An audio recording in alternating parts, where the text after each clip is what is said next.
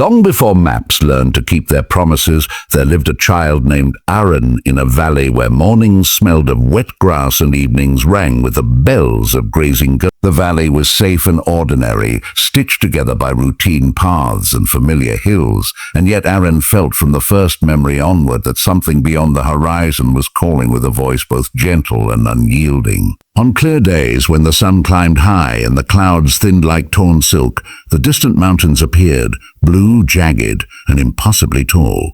Elders spoke of them in lowered voices, calling them the magical mountains, a place where the world bent its rules and returned truths long forgotten. Most people laughed softly at such tales and returned to their chores, but Aaron listened as if the stories were instructions written between breaths. Aaron's grandmother, who had eyes like quiet lakes and hands lined with 1,000 winters, told the best stories. She said the mountains were alive, not in the way animals were alive, but in the way dreams were alive. They tested those who came, she said, not to punish them, but to polish them as a river polishes stone. When Aaron asked what lay at the top, the grandmother smiled and answered, "Only what you carry with you." That answer puzzled Aaron for years, settling in the mind like a seed that refused to sprout. One autumn morning, when the air tasted of apples and smoke, Aaron awoke with certainty pressing against the ribs like a second heart. The journey could no longer wait.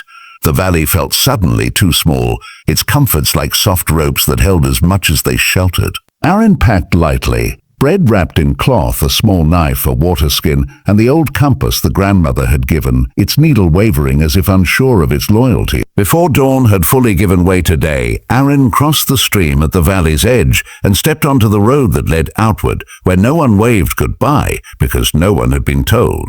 The first days were easy, as journeys often pretend to be. The road wound through meadows where wind combed the grasses and birds stitched the sky with quick, bright notes.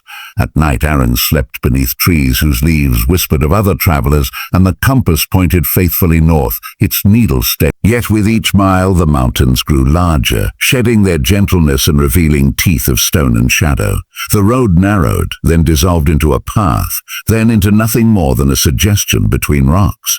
On the 5th day, hunger began to teach its lesson. Bread ran thin, and the water tasted of iron from mountain streams. Aaron learned to listen, to the crunch of gravel that warned of loose footing, to the silence that preceded a storm. One afternoon, clouds gathered like a council with grim intentions, and rain fell hard and cold. The path vanished beneath rushing water, and Aaron slipped, scraping knees and palms. Anger flared bright and useless. In that moment, the grandmother's words returned. A river polishes stone. Aaron breathed, stood, and continued, slower now, each step placed with care. As the climb steepened, the world changed. Trees thinned and twisted, their roots gripping stone like clenched fists. The air sharpened, and sound carried strangely, laughter echoing where no one stood. One evening, as Aaron made camp beneath an overhang, a figure emerged from the fog. A traveler wrapped in a cloak the color of ash. His face was creased like folded paper, and his eyes held a flicker of mirth. "Where are you going, child?" he asked, as if the mountains themselves had spoken. "To the top," Aaron said, surprised by the steadiness of the voice. The traveler chuckled. "Everyone says that. Few mean it the same way." He sat by the small fire without invitation and warmed his hand. He told Aaron of paths that looped back on themselves, of shortcuts that led to long detours, of those who climbed seeking treasure and found only mirrors. When Aaron asked him how to know the true way, the traveler shrugged. "The true way feels like work," he said, "and it keeps asking you who you are." With that, he rose and vanished into the fog, leaving behind a pebble shaped like a heart. Aaron kept the pebble. It was heavier than it looked. Days later, the compass began to misbehave. Its needle spun lazily, then settled, pointing nowhere useful. Panic fluttered in Aaron's chest. Without the compass, the world seemed suddenly unmoored. Remembering the traveler's words, Aaron closed the compass and put it away. Instead, Aaron watched the sun's arc, felt the slope beneath the feet, learned the language of wind against skin. Progress slowed, but confidence grew, not loud or boastful, but deep and quiet. The magical mountains were not content to test only the body. One night, as stars glittered like scattered salt, Aaron dreamed of the valley, of warm bread and familiar laughter, of the grandmother's smile. The dream pulled like a tide, and waking felt like loss. For the first time, Aaron considered turning back. What proof was there that the stories were true? The mountains loomed indifferent, their peaks hidden by cloud. Aaron cried then, tears freezing on cheeks, and in that vulnerability something softened. The desire to climb changed. It was no longer about reaching a place, but about honoring the calling that had led this far. At dawn, the path grew strange. Stones rearranged themselves when not watched. Shadows moved against the sun. Aaron crossed a ridge and entered a bowl-shaped valley where a lake lay as smooth as glass. The water reflected not the sky, but scenes from Aaron's life. First step scraped knees, the grandmother's hands kneading dough. When Aaron knelt, the reflection shifted, showing moments of anger, of fear, of kindness given and withheld. The sight was unbearable and beautiful. The voice rose from the lake, neither male nor female, old as erosion. "Why do you climb?" it asked. Aaron searched for a clever answer and found none. "Because I must," came the reply. "Because something in me will not be quiet." The lake rippled, satisfied. "Then drink," the voice said. "Duh." "Then drink," the voice said. Aaron drank, and the water tasted of memory and forgiveness. Strength returned, not as muscle, but as resolve. Beyond the lake, the climb turned perilous. Narrow ledges clung to cliffs that dropped into mist. Snow fell without warning, blinding and fierce. Aaron's hands bled, boots wore thin, and sleep came fitful and light.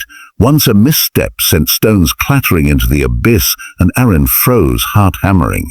In that stillness, the heart-shaped pebble slipped from the pocket and rolled to the edge. Aaron lunged, catching it just in time, and laughed, a thin, wild sound.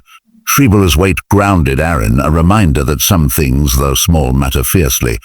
Near the summit, the air grew so thin that each breath felt borrowed. The world narrowed to the rhythm of inhale and exhale, step and step.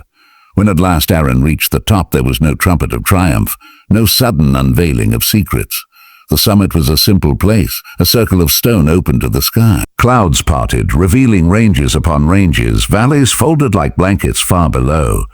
In the center stood a single tree, gnarled and ancient, its leaves silvered by wind. Beneath it lay a mirror set into the stone. Aaron approached, heart steady now, and looked. The reflection showed not a hero or a conqueror, but a tired, resilient child with eyes that had learned to see.